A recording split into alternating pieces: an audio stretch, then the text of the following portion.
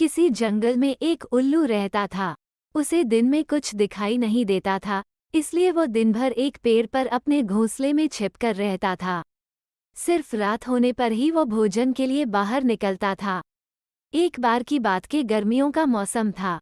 दोपहर का समय था और बहुत तेज धूप थी। तभी कहीं से एक बंदर आया और वो उल्लू के घोंसले वाले पेड़ पर आकर बैठ गया। गर्मी और धूप से परेशान बंदर ने कहा, "उफ, बहुत गर्मी है। आकाश में सूर्य भी आग के किसी बड़े गोले की तरह चमक रहा है।" बंदर की बात को उल्लू ने भी सुन लिया।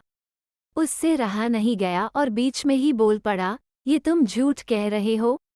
सूर्य नहीं, बल्कि अगर चंद्रमा के चमकने की बात कहते तो मैं इसे सच मान लेता।" बंदर बोला, "भला दिन में चंद्रमा कैसे चमक सकता है?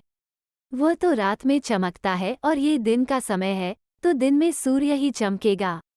यही कारण है कि सूर्य की तेज रोशनी की वजह से बहुत ज्यादा गर्मी हो रही है।"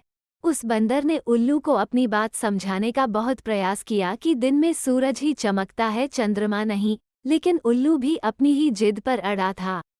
इसके बाद उल्लू ने कहा, "चलो, हम दोनों मेरे एक मित्र के पास चलते हैं, वही इसका निर्णय करेगा।" बंदर और उल्लू दोनों एक दूसरे पेड़ पर गए। उस दूसरे पेड़ पर उल्लुओं का एक बड़ा झुंड रहता था। उल्लू ने सभी को बुलाया और उनसे कहा कि दिन में आकार में सूर्य चमक रहा है या नहीं, ये तुम सब मिलकर बताओ। उल्लू की बात सुनकर उल्लुओं का पूरा झुंड हंसने लगा। वो बंदर की बात का मजाक उड़ाने लगे। उन्होंने कहा, "नहीं, तुम बेवकूफों जैसी बात कर रहे हो। इस समय आकार में तो चंद्रमा ही चमक रहा है और आकाश में सूर्य के चमकने की झूठी बात बोलकर हमारी बस्ती में झूठ का प्रचार मत करो।" उल्लुओं के झुंड की बात सुनने के बाद भी बंदर अपनी ही बात पर अड़ा हुआ था, जिस देखकर सभी उल्लू गुस्सा हो गए और वे सारे के सारे बंदर को मारने के लिए उस पर झपट पड़े। दिन का समय था और उल्लुओं को कम दिखाई दे रहा था, इसी वजह से बंदर वहां से बचकर भाग निकलने में कामयाब हो गया और उसने अपनी जान बचाई।